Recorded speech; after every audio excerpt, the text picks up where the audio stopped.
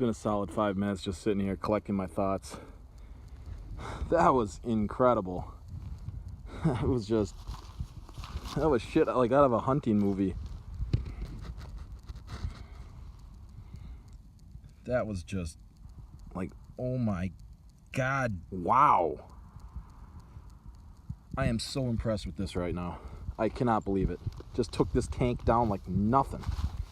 Just, he made it from there, staggered around, and went, I could hear everything from right over there.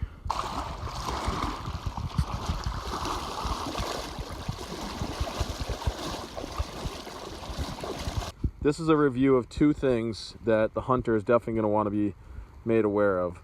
Sig Sauer has now begun making this elite performance ammunition with copper bullets, and for all practical matters, they kind of expand like a Winchester Black Talon used to. I'm actually so impressed with this 300 Blackout for killing deer that I actually went out and bought the 223 Remington, which I believe will also effectively kill a deer. All right, I'm gonna go inside because you can't see these guns right now.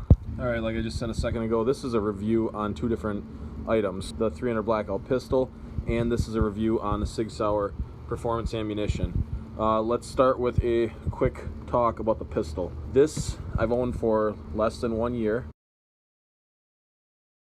All right, scuzzy green muddy pond, Palmetto Arms, 10.5 inch, 300 Blackout pistol with the CAC blade, 30 round window PMag, and ammo is that American Eagle 150 grain FMJ. I'm gonna close the door, and I'm doing this test because this is likely where I hunt. This is actually a likely scenario. As soon as we stop seeing bubbles, we'll pull her up.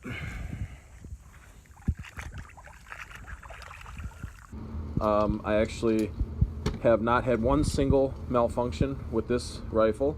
You can see there's some rust developing on the barrel. Probably had something to do with sitting around after I did the torture test in the pond. I'm going to put up a lot of video about this here in this video. You're going to see a lot of different things from killing deer to sinking this thing in a swamp. But you can see how scuffed up everything is here. That's because I was literally throwing this gun in a gravel parking lot, and I was actually throwing it with such intensity because I was trying to prove to a guy I know that ARs are freaking tough, and I think he got the hint when I went whipping it across the parking lot like a baton. But then the final thing was I held it like this and I twirled it, and the buffer tube actually broke right here, so I had to go on Brownells and buy a new buffer tube. But you can see the damage from throwing this thing around like a baton. I wanted to know what it could do. Just a good old-fashioned torture test.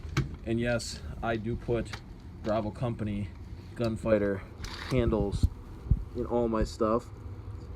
I haven't tried every charging handle, but that is a great one. The only thing I added to this pistol that didn't come this way from Palmetto was the charging handle and the hand stop. Otherwise, completely stock the way they sent it to me. And then now the ammunition, I think these 2 items complement. The ammunition and this pistol, I think they complement each other so well. I think they should be used in conjunction with each other for almost all of your hunting, medium-sized game. And the other thing I bought this pistol for was self-defense in a vehicle, because I was actually involved in a freeway shooting. I'll make another video about that. This POS Apple iPhone 6s screws us again for videos. Had to run back to the truck because the phone was out of power. The battery got their little update, and then it doesn't last. Like so many times, I lose the picture or the video because my phone is out of memory or out of battery. So what I did is the creek and that pond is out there, and I walked right up here to my truck, and I tried to keep the gun in the shade. Oh, I should back up. I did shoot it as soon as it came out of the pond, and the first shot fired flawlessly.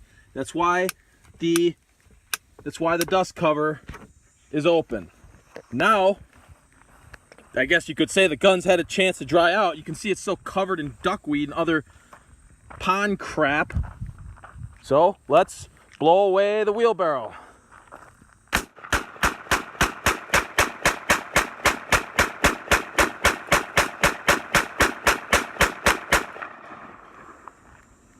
not too bad. Tore right through the tire. I was purposely shooting the dirt. So far, I've probably put about 200 rounds through this.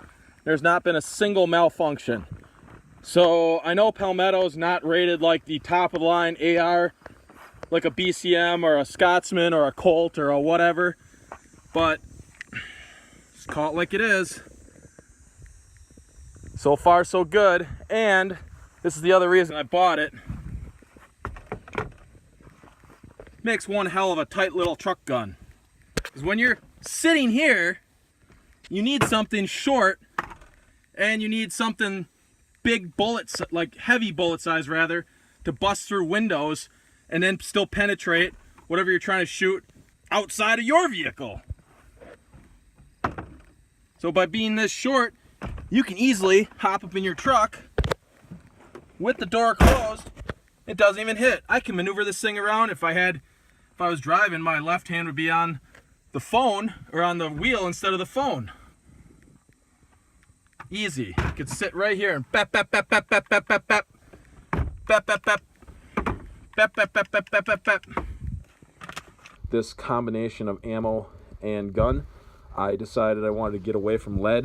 This is just a Remington core locked, just a regular lead soft tip. But it's like if you have a piece of paper, you can draw with a lead tip shell, because that's how soft lead is. Lead will leave trace amounts. I'm trying to go left-handed here.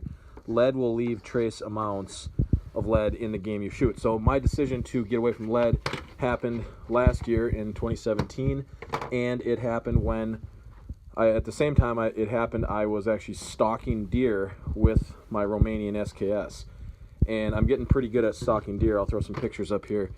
I go out and I get them in their natural habitat. I don't wait for them to come to me. I'm the hunter and they're being hunted, and these are the tools I use to do it. So I'll throw some pictures up there, but what I'm saying is the concept of the short rifle was born in my own mind, and the advantage of this is I can fold it up and get really short, and that's great for the dual purpose of the truck. But what I'm going to show you here is if you lay the AR pistol, come on now, if you lay the AR pistol, and this is a 10.5 inch barrel with the little muzzle director tube, which is so big you can stick your thumb in it. If you lay the AR pistol on the same pistol grip trigger group as the Romanian SKS, you can see you're still losing about 4 inches here, and you're losing probably 8 to 10 inches here.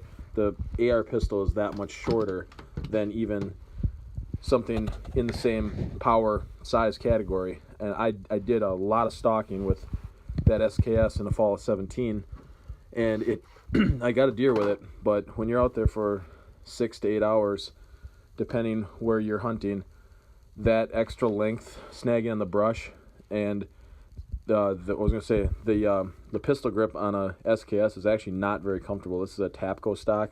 ARs are extremely comfortable. This entire unit is comfortable. The only thing I need to do is put some kind of thermal brake here, some kind of padding from Magpul or whoever on this foregrip, just because your hand on metal gets you cold.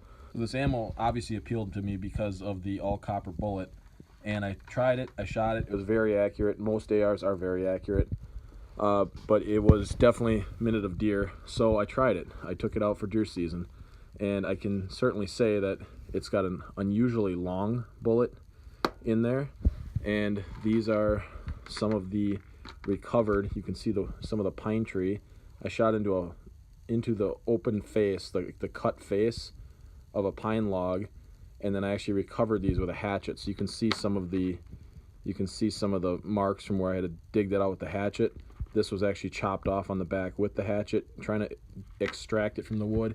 I don't know when stupid tests like shooting frying pans, or because a 223 FMJ will go through a 1/4 inch piece of steel, sometimes a little bit more. Sometimes it'll go through 3/8 inch of steel, if not even, I'd be willing to say 2 shots and a 1/2 inch it might go through. I don't know when shooting frying pans and stacks of paper plates became some kind of ammo test on animals. That's what you use pork and ballistic gelatin for. But I had a pine log, and this is what I found the results to be. It looks just like the picture on the box, minus the the pedal here that I chopped off with the hatchet trying to extract this. So you can just imagine, come on phone, you can just imagine this plowing its way through soft tissue, and those little ridges, they're not sharp, but they're sharp. They're like dull sharp. So when you see the video of the buck that took this right to the chest, right to the, I shot him behind his right front leg, and I actually don't know if it came out the other side of him or not. I actually never recovered the bullet. I didn't skin that deer. I brought that one into the butcher, so I actually don't have that information if it went through the deer or not. But you can see when these open up, this is a 44 Magnum. Now, the size of your hole is even bigger, wider than an unopened 44. So yeah, I'm saying this is a 30 caliber opening up to something that's now 44 caliber. Is that can open up? Clearly it is, but you've got more range with a 300 blackout in the distance wise. You have more distance you can shoot with a 300 blackout, even out of a pistol, than you could ever hope with a 44 mag. I know there's guys that do it, and I've become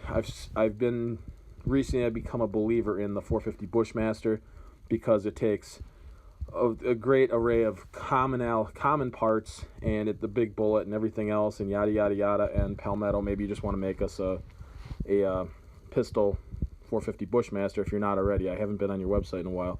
And then SIG, what I really need you to do is I need you to make some copper HT ammo in 7mm Rem Mag and 6.8 SPC. You got it? Okay, thanks. Probably got enough video of all this, but that's some serious blood loss between, I'm gonna walk where this thing went so you can see about 4 yards away from it. See, backtracking through the blood, just blood everywhere.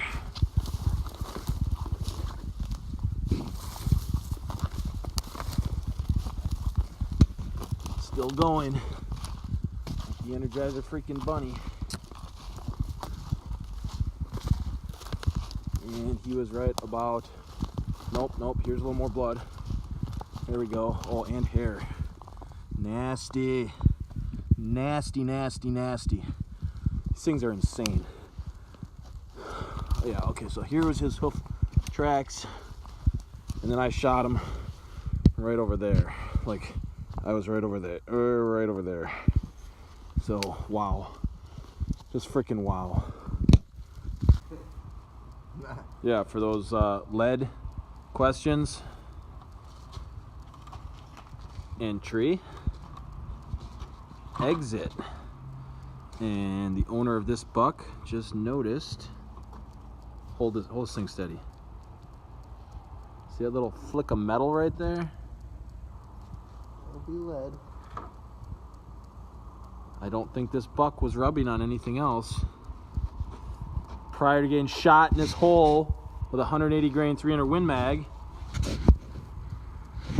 There's your lead. Focus phone. POS.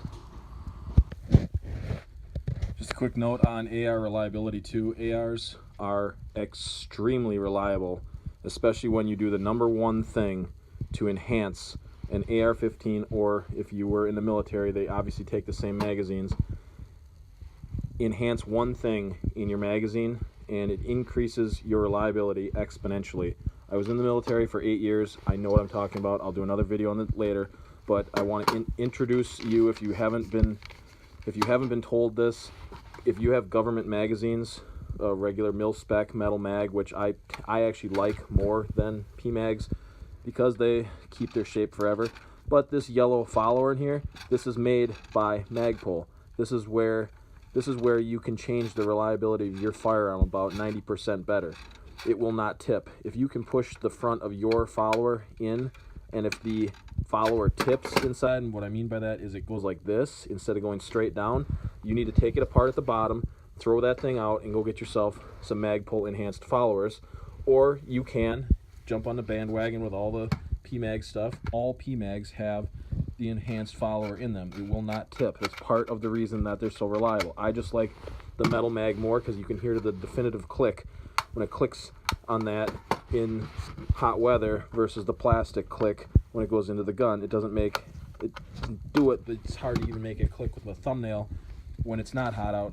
Or if you want, you can actually buy, there's several manufacturers that make anti-tilt followers. This one here, D&H, is one of my favorites. They actually have, it's a metal mil-spec mag, just like this one, but they actually have the Magpul enhanced follower already inside.